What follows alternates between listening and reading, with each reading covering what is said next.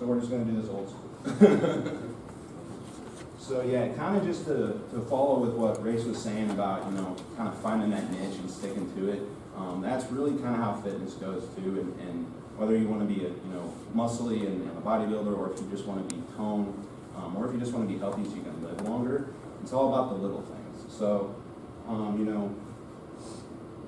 I always try to tell people it's somewhere around like an 80-20, maybe a 70-30 lifestyle. So just because you're going to eat healthy and be healthy doesn't mean that every single food item that you put into your body has to be an apple or an orange or a perfect plain piece of chicken breast. You have to have that variation and that kind of balance in your life to be successful at this. For example, if I'm competing for like a bodybuilding show, I have a cheat meal every 2 weeks. That's kind of my mental sanity for like, okay, I know in 2 weeks that brownie is going to taste a lot better than if it does right now, whenever I don't want to really eat it, because it's going to deter my results. And then as far as like, the number one key to success, I'd say is just consistency. As lame as that sounds, you kind of want to touch on that, Brandon? Yeah, I agree.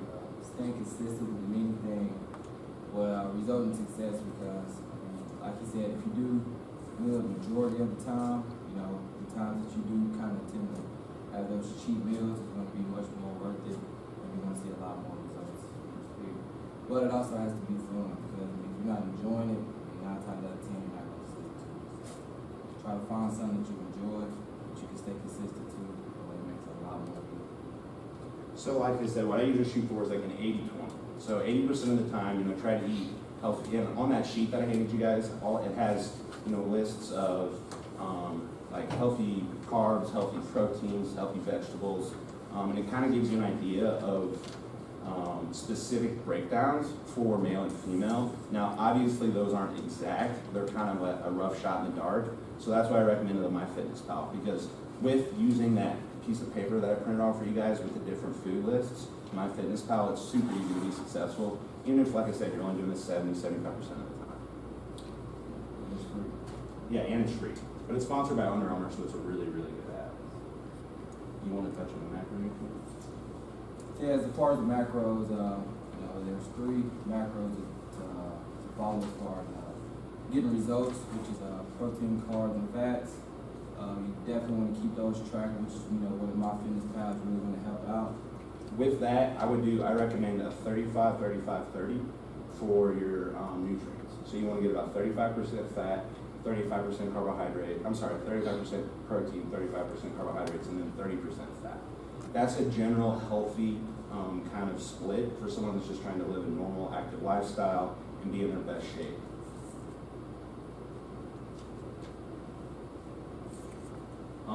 That being said, like even though they're all important, and I say to shoot for that, 35-35-30, a lot of times, if you track your, nutrition on MyFitnessPal for a day or something, you'll see that the fat's pretty easy to hit without adding any extra fats into your food, just through meats, trace fats, stuff like that.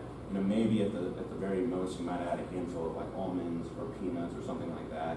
But most of the time, your fats are going to be kind of, in your like your protein sources, I guess. Those are kind of one and one. To kind of give you guys some idea of like some good, healthy rich food, protein-rich foods that are on that list. That'll kind of give you a breakdown. For guys, I recommend to shoot for at least 6 to 8 ounces. 6 if you're maybe on that 160, 170. Push it more to 8 if you're on that 200 mark. And then females somewhere between like 3 and 5 ounces. Super petite, obviously around that 3 ounces. If you've got a little muscle on you, more around like 5 ounces.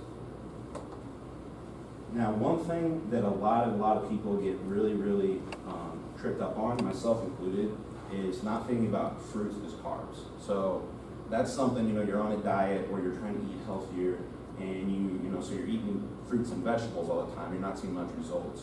One thing to keep in mind is fruit is literally pure sugar. Now granted, it's fructose and it's tons of minerals, so it's healthier sugar than sucrose, like table sugar. However, it still affects your insulin the same. It's still going to get stored as body fat if you consume too much of it. So that's one thing I always tell people: treat fruit, and it sounds super corny, but treat it like nature's dessert. It's something that you want to eat and you want to enjoy, but don't just go haywire on it all day long. Nothing wrong with it, it's not too much. Yeah, so as far as the portion controls when it comes to actual dieting, you don't have to be chicken, broccoli, rice kind of guy all the time. If you do, enjoy your specific kind of foods like Chipotle, for instance. I'm sure a lot of people in here love Chipotle. Or at least Chick-fil-A. Exactly. So what you do there is, take into consideration, if you go to Chick-fil-A, do decide to get the grilled chicken sandwich, just, don't get the fried, just little things like that. Say it's all about portions. You don't have to be, super strict, bodybuilder type diet or anything. Just kind of keep those, like you said, for women, anywhere between those 4 to 6 ounces, men 6 to 8 ounces. Carbs typically, keep those around the fist size amount, so about, 30 to 35 grams. And one thing too on like the eating out thing, I know that's probably a big thing for everybody, and everybody's like, oh, I eat out because it's so much cheaper. So think about it like this. Let's say I spend an average about $100, let's just say, a week at the grocery store. And with that, I get about, I'd say 16 meals, we'll just say 15 meals. If you go out to eat at, Chipotle, that's gonna cost you $15 probably. If you go to Chick-fil-A the next day, you're looking at, 10 or 12 bucks there. You add that up, it might seem expensive to eat out, to cook your food, because you spend that whole $100 or $150 all at once. But if you add up that $10 here and that $12 there and that $6 here from these fast food places, you're spending just as much money. So whenever I got really serious about, prepping my food and cooking my food and trying not to eat out near as much, I honestly saved money. So the whole it's super expensive to eat healthy, the only way that kind of rings true is if you look into like the organic and the non-GMO. And my personal opinion on that, if you want to do that, great, go for it. I don't think you're going to see any kind of significant difference other than the price you're paying for it. That's kind of my 2 cents. And then also, if time is a factor with the whole meal prep thing, me and him both invested in a pressure cooker, which is, you can get from Walmart or any sort of grocery store around here. Basically, it can cook your chicken from raw to full in about 30 minutes or so. Yeah, that makes meal prep a lifesaver. So like crock pots, like pressure cookers, stuff like that, because I understand not everybody has 2.5, 3 hours, 2 times a week to donate to cooking food, which is really what it takes if you want to prepare all your meals. So doing, the fast cooking options like the pressure cooker. I don't know if you guys have ever seen those little packages of tuna that are pre-flavored. Those are perfect for, especially if you guys are still in school, pack 2 or 3 of those in your lunch bag. You might make the person sit next to you mad because you stink like tuna, but they're really good, tools to use. The protein shakes, those are really good options. Protein bars, stuff like that to kind of keep on hand is like a quick snack. So if you're sitting in class, you can, or you're at the office, you can get that protein in your body and still keep that metabolism healthy, because protein is the most important nutrient, hands down. It gets a lot of emphasis for like building muscle and making you muscly and stuff. It's way more important for just a healthy immune system, healthy metabolism. It's a really hard nutrient for our body to break down. So our body actually works harder breaking it down, and it's just a better nutrient for our body. So you always want to be feeding yourself protein about every 4-ish hours. And the way I would kind of think about that, I like analogies. Think about your metabolism kind of like a wood burning stove. Every 4 or 5 hours, you're going to have to stock some oil on the stove, or it's going to burn out.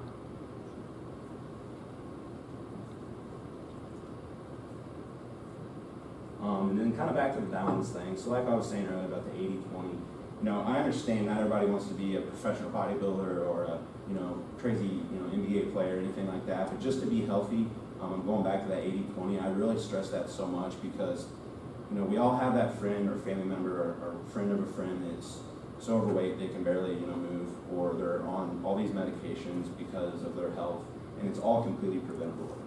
And you don't have to eat healthy 100% of the time to prevent that stuff. Just about making sure the bulk of your diet is whole food, nutrition, it's healthy.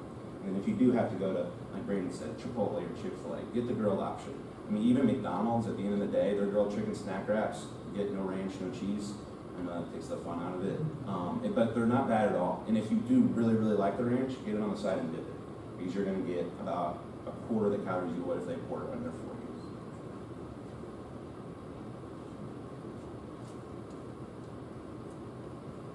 Another thing about that with like the 80-20 thing is if you're eating that good food 80% of the time, that extra 20%, that chocolate cake or donut or brownie, whatever your thing is going to taste a whole hell of a lot better, because you weren't indulging your face with it every day.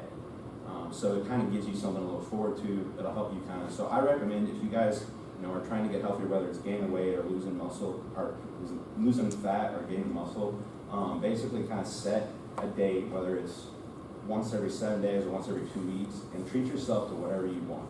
Whether it's a big old margarita, my thing's Chinese food. I love Chinese food, so every other Sunday I'll go get a Chinese buffet and just wreck myself. But it's in moderation, and it tastes really good because I only did it that 10% of the time. My thing is pizza. I'm pretty sure we all like pizza. So kind of to touch on specific nutrient intakes, like I said, my MyFitnessPal, if you guys use that, that'll help you a little bit. But typically, guys want to shoot for about 0.8 to a gram a pound per body weight. So you weigh 200 pounds, let's just say we need a minimum of 180 grams of protein a day. Females, more on like the 0.6 to 0.7. So they still need protein, just obviously not as much. There's not as much tissue there if you maintain and be healthy. Carbohydrates, those are obviously our energy source. And they're not energy like caffeine, of course, but that's how, all of glycolysis, that's how all of our functions work in our entire body. So we need carbohydrates. So I'm not a big fan of the no-carb diets or anything like that. Have your carbs in moderation. Like Brandon said, have about 35 to 40 grams of carbs with each of your main meals. That'll be enough to fuel your brain, fuel your body, so you can work out, go to the gym, get good grades in class, crush it at the office, whatever you guys may be doing, without overindulging in the carbohydrates. So don't feel like carbs are the enemy. Literally just think about them as like, you have to moderate them. Protein, if you're gonna overeat on anything, overeat on protein, keep those carbs moderate. And like I said, that fat will kind of fall itself into place. And I'll tell you, if anyone has ever had like a low carb diet, it changes your personality. You become a different person. So it's good to get the carbs and never cut them all the way out. Just moderation. Now to kind of look at like healthy foods versus unhealthy foods when it comes to at the grocery store. My number one rule of thumb, and this is actually really, really, really hard to do, flip it over, look at the ingredient label. If there's more than 3 ingredients you can't pronounce, don't buy it. It's that easy. Because if there's stuff in that food that you can't pronounce, you really want to put it in your body. For example, if you go get real whole wheat bread, it'll have 12 ingredients. It'll be flour, it'll be water, it'll be yeast. You go get some of the other enriched breads, and they'll have all these crazy names, and it's stuff to keep, a month shelf life. Bread's obviously not supposed to last on a shelf for a month. So that's kind of my rule of thumb is if you can't understand 3 ingredients, you don't need it. The biggest, public enemy number one, you guys can all write this down if you want, sugar. Sugar is everywhere, it's in everything, and it is the biggest issue. I grew up super overweight my whole life. I lost about 120 pounds 6 years ago. So that's kind of why I'm so passionate about this, is because I've been there, I've lived that, and I know what it takes to change. And I'm telling you, sugar is the number one. So if you guys are soda drinkers, switch to diet. They say that gives you cancer, but it's better than dying from diabetes. So, that was supposed to be a joke, not so funny. But in all seriousness, stay away from the sugar. It's not good. If you are going to get sugar, get it through fruit. Eat a bowl of strawberries. Eat a banana. As far as for example, ketchup loaded with sugar. Now, I'm not telling you guys to ever use ketchup again, but that just kind of gives you an example of all the stuff that it's hiding in, literally that you don't even know. Barbecue sauce. For instance, I would recommend a typical male trying to live just a healthy lifestyle, about 150 grams of carbs a day. There's 35 grams of sugar and 1 tablespoon of sweet baby barbecue sauce. So you're knocking out, a pretty decent chunk of your whole daily allowance of carbohydrates just in barbecue sauce. And watch out for the peanut butter. We all love it, but it can be tough. Yes, 1 tablespoon of peanut butter is not taking the spoon and going like this. That's about 6. So if you are eating peanut butter in your tracking stuff, I honestly just I would say measure it out. As lame as that sounds, that's the only way you're going to get an accurate measure of peanut butter. And that's one of those foods you don't want to go haywire.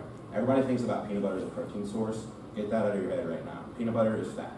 It has a little bit of protein, but it's got literally twice as much fat, which is good fat. It's healthy fats like we talked about earlier. But don't make peanut butter your protein snack. That's not going to be good because fat, for example, and you guys probably already know this, but so carbohydrates and protein have 4 grams of 4 calories per gram. Where fat, on the other hand, has 9 calories per gram. So every 2 grams of carbs or protein you're getting, is equal to 1 gram of fat as far as calories go. So that's why that peanut butter and stuff like that can add up so quickly. And then for you super high metabolism people that can get away with eating Pop-Tarts every morning at 16, 18, that's not going to last forever. So if you have that high metabolism, obviously take advantage of it, more than someone that can't. Treat yourself every once in a while, but don't use it to your advantage of like, oh, I have a great metabolism, I'm not going to gain fat, like I'm going to eat Pop-Tarts and donuts for breakfast, because that still is going to have deleterious effects on your life in the long term. We all kind of know those high school kids. You see in high school, real fit, real in shape. Kind of see them now, maybe a little opposite. So it eventually catches up with you. Mentality and stuff like that. So I'd say without any issues.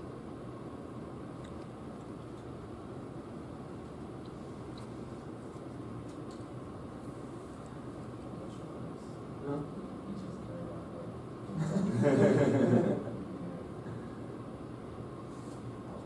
Cool. So now we'll kind of touch on some supplements.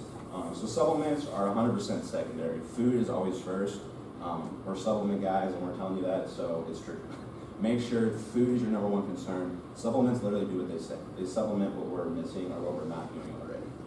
To kind of give you some ideas of like stuff that I consider necessities on supplements would be a multivitamin, 100%. The biggest thing with your multivitamin is make sure you get either a salt capsule or a gelatin capsule. The reason for that is bioavailability, or basically how well your body can ingest those ingredients.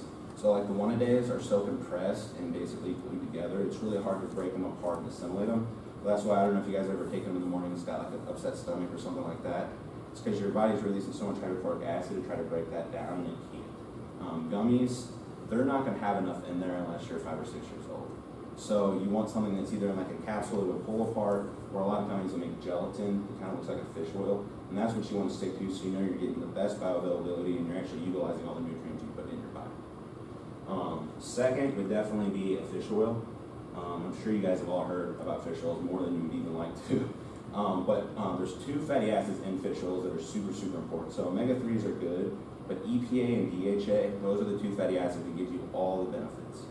And kind of where the trickery or skimming kind of comes in with fish oil is if you don't get at least 1,200 milligrams of that EPA and DHA, you're not getting the health benefits that you hear the doctors talk about. It's not going to help with hair, skin, and nails, and joint pain and inflammation. Let's say you go to Walmart and grab a Life Choice, vitamin fish oil. 2 capsules of that will have about 190 grams of EPA and DHA. So you literally have to take 12 capsules. And I'm not telling you about it from us. Tons of places have good quality fish oil, but make sure whenever you do get a fish oil, you look at that EPA and that DHA, and you have that high concentration. So you're actually getting, what you pay for, and you're getting those physiological benefits. You said 1,200 milligrams each. Total, combined, yeah. Okay. A lot of times it'll be about 600 EPA and about 600 EPA, something around there. They'll normally be pretty close. Sometimes you'll have one that's like 750 and like, closer to like 450 or something like that. Pretty close around there. that way you only need 2 capsules. Versus, so you can experience like fish burps and things like that. Which a lot of people can't stand. Yeah, that's another thing. If you have, like Brandon said, if you have a fish oil and it causes fishy burps, get a new one, because that means that it's been over oxidized. It'll be really chalky and gritty, and have that kind of like just nasty like aftertaste. That means it's been over oxidized, and basically they cook those oils too hot. Next most important kind of supplement, I guess you could say, in my opinion, would be some kind of protein. The reason for that is, even though you ladies didn't care for it too terribly much, it's really good to get in like every once in a while. For like I said, maybe for breakfast. Like I do protein shakes for breakfast a lot of mornings because I don't wake up enough time to cook eggs. So you'll do a protein shake, knock that out of the way, grab an apple, you got your carbs, you got your protein, boom, there's breakfast. Protein bars are super helpful because, like I say, you can keep them in your briefcase, you can keep them in your purse. This is kind of funny, but I even have some in my glove box because you never know when you're going to need a protein shake. It's right there, boom. They're cheap. The biggest thing with protein bars that I tell you guys is make sure they have 5 grams of sugar or less. Some of them are literally glorified Snicker bars. Actually, my favorite one for a long time is like the big MedRx bar from Walmart. I was like, this is the best protein bar ever, and then one day I looked and it had like 65 grams of sugar. And I was like, oh, that's why. So, kind of to go for more like workout specific type stuff, a the number one most important supplement when it comes to lifting weights or exercising at all, in my opinion, is a high glycemic glucose, or basically a sugar. Now, you want to find something that's dexanhydrous, which basically means dehydrated sugar. You want that because it's going to be able to bypass your liver, go straight into your muscle cells, and make sure you're recovering faster. So like I said earlier, protein gets a ton of emphasis in the nutrition and fitness world. Carbohydrates are much more important for recovery after that exercise. But you do want to pair it up with a protein. So you want to get your carbs, so you can replenish that glycogen, you're not storing, you don't feel like you get hit by a bus. And then have that protein, you want to do an isolate protein, one with no fat, no lactose, which is going to make it digest super, super fast. So with that being said, there's kind of two protein shakes. You have your concentrates, which are going to be the thicker ones that are going to stick with you throughout the day, more like meal replacements. And then you have the slower digesting one, or the faster digesting ones rather you take right after your workout.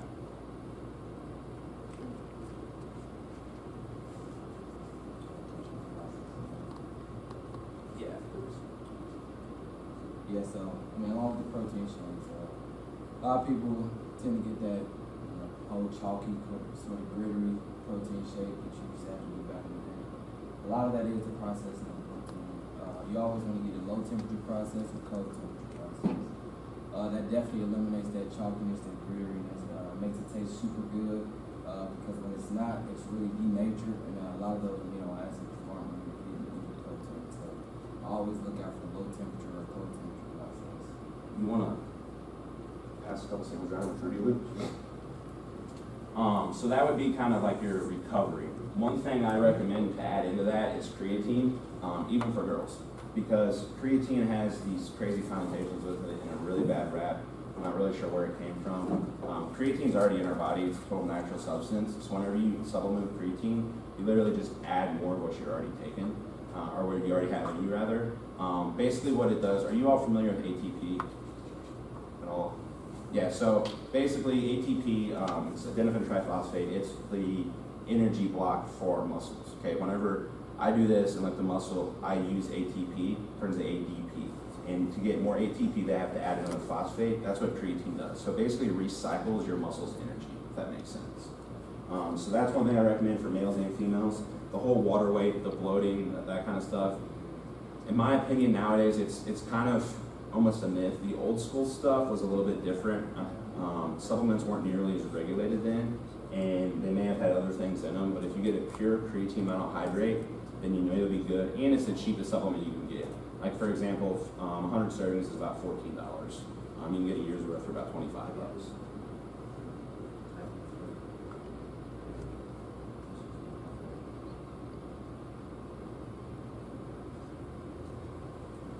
And then branched chain amino acids. Now this is one I'm sure a lot of people that work out have thought about or at least heard.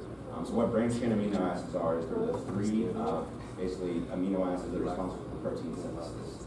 So what they do is they extract the three amino acids that are mainly responsible for protein out of something like Brandon has there, and then you sip on those during your workout to help with soreness again. That's kind of one of the supplements, in my opinion, it's like icing on the cake. You know, if you want to do it, it's not going to hurt anything, but it's not going to give you tenfold difference, when it comes to results or anything like that. And then, of course, you kind of move to goal-specific type stuff. So whether your goal is like fat loss or muscle building, if your goal is just health, everything else I covered, you're pretty much going to have that there. But if you have like specific goals of like fat loss or muscle building, then you're going to want to look at like maybe natural testosterone boosters, something along those lines. I never recommend that for anybody under 25. Chances are, if you're under 25, your testosterone levels are fine. And if you are really concerned, if you have maybe some issues, underlying issues that you think are not, I recommend going and get a blood test and checking. The reason I say after 25 you're good, after 25 your testosterone, guys, all of us, after 25 it's just a slow, steady downhill drop. So that's when the natural test boosters can really help out. And then for fat loss, that's going to be more so metabolism boosters. What we usually recommend is going to be something that's more like a body recomposition system. So you're going to have a part in there that's going to help with like energy, give you, basically cut back on your cravings, stuff like that. The nice thing is they're really low in caffeine, so they don't make you feel like jittery or tweaky or anything like that. And then you want a second portion that's basically purely going to increase metabolism. That's it, just 100% metabolism increase.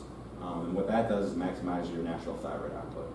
And then like a third aspect of fat loss that's super important is cortisol. You guys familiar with that? Yeah, long story short, it's a stress hormone, so basically everyone in here probably has high cortisol levels because we're in America. That cortisol level, when it's high, makes fat loss pretty much impossible. It makes fat gain super, super easy, makes muscle gain hard. It's just a really pesky, horrible hormone. Now, we don't want to eliminate it completely, but we definitely want to lower it. So lowering those cortisol levels in the afternoon is another really important aspect of fat loss. And that's pretty much it. You guys got any questions for us? Yeah, I've got a few. So Yeah, shoot away, man. So yeah, for mine, right now, I'm going all more for like the muscle gain Mhm. sort of things. And I told you I read Mike Matthews' book about like bigger, leaner, stronger, and he talks about once you get to a certain level, like he said the same thing about the 0.8 to a pound of protein per your body weight. But he said at that point, if you're, and then he said like slowly increase your calorie level if you're not gaining weight, you know. Mhm. And he said always increase it in your carbs. Yep. Is that 100%, okay? yeah. So even though I'm a personal trainer, I still work with a coach when I do bodybuilding shows just because you have to have that accountability. We always keep my protein the exact same, whether it's off season or competition prep. The only thing that changes is the carbs mainly and then the fats. Fats are generally about the same too. Carbs are going to be what's going to change the most. So yeah, the more calories you need, just keep adding carbs. For somebody like you to give you kind of a rough, and I'll write you a specific diet if you want to, Race, but a rough would be like, I'd say a cup and a half to 2-ish cups of rice or some kind of carb, 2 to 3 times a day, with about 8 ounces of protein, and then basically 3 more smaller meals with just about 3/4 cup of rice and 8 ounces of meat. It's a lot of food, but that's kind of what it takes. And then kind of to touch on some supplements that I didn't even put on my list here. If you are someone that is trying to put on weight and maximize muscle gain and stuff like that, one thing that can be really beneficial is any kind of probiotics or digestive enzymes. For example, like you said, you're going to be eating a lot of food. One thing I notice is whenever I'm trying to bulk up and put weight on, you're eating every 2.5 to 3 hours, so it's hard for your body to digest all that food and be ready for more food, if that makes sense. So you get those digestive enzymes, maybe some probiotics. I usually like it in the forms of like a green formula, so like a super green food or something like that. I've seen that face. They actually don't taste too bad nowadays. But something like that will help with that digestion, so you're utilizing all your food nutrients, and whenever it's time to feed again or eat again, you're basically, your body's ready to absorb more nutrients. Anybody else? Yeah, what's up, man? So I know I listen to your ads every morning on Earhart. So you just talked about the diet portion, but Yeah. you said that was the most important food. So how does exercise? So exercise is very important too. I just meant mainly on the nutrition side. So if we're gonna want to put on muscle or gain weight, we're definitely gonna want to exercise. Sorry, I didn't really touch on that too much.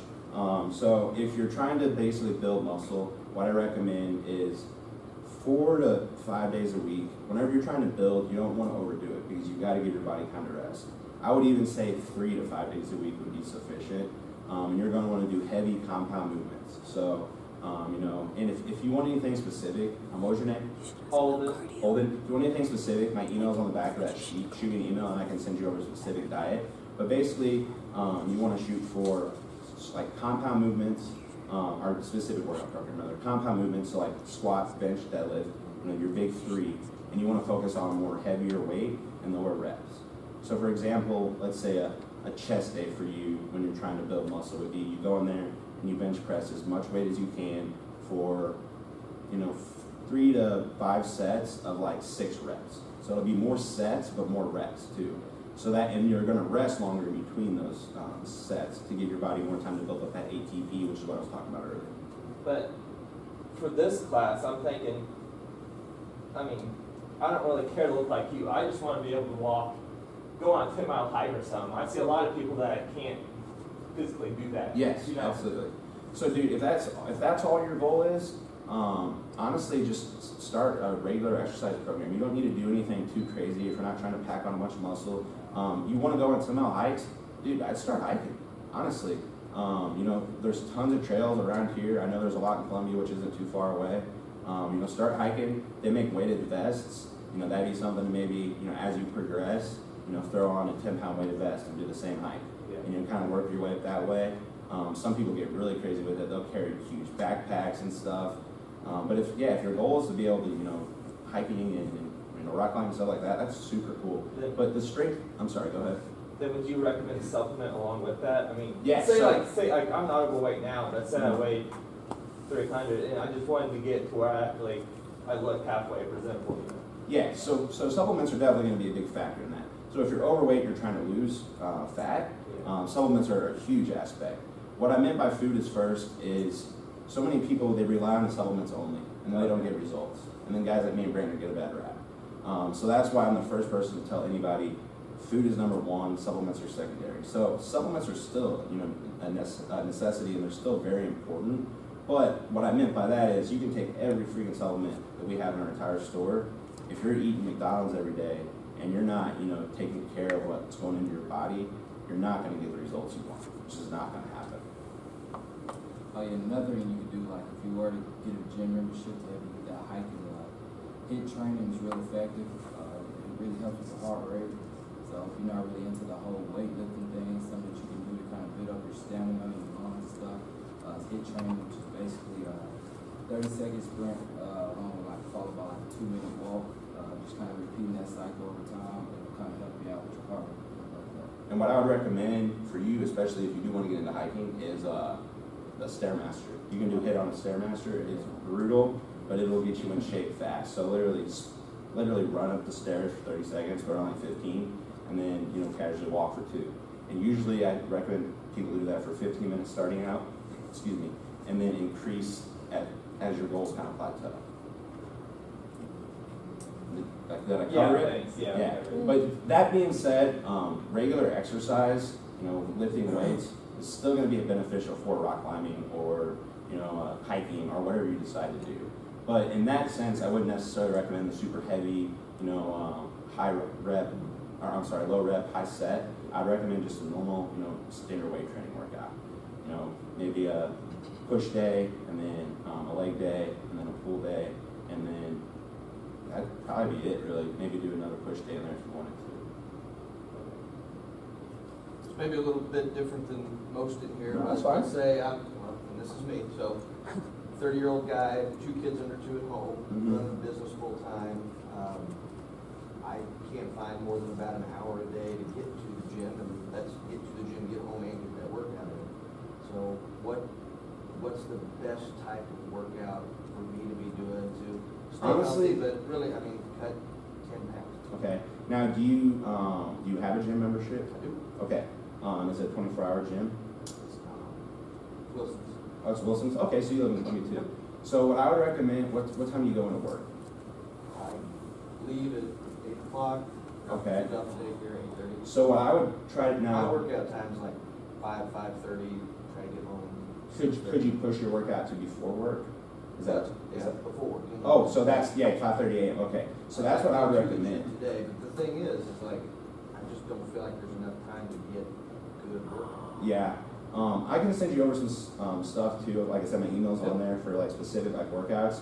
But what you're gonna want to do is more HIIT style, I guess you could call it what's the word? Circuit training. So you're gonna have basically 4 exercises, and you're gonna go in there and you're gonna bam, bam, bam, and you're not gonna do the typical. Okay, I'm gonna do a set. I'm gonna relax. I'm gonna do a set. I'm gonna relax. You're gonna go in there. You're gonna go do lat pull down, and then you're gonna go straight over, and you're gonna do bench press, and you'll do more of that kind of all body, superset stuff.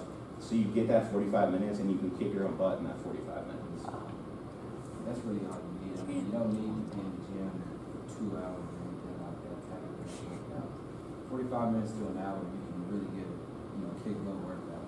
Yeah, I work, as we were speaking, in Columbia, and my lunch hour, I just went over to Planet Fitness, right next to you guys. They have a 30-minute circuit, and I do the 30-minute circuit, and then I go back through another 15 minutes just to hit the machines again only, instead of the steps.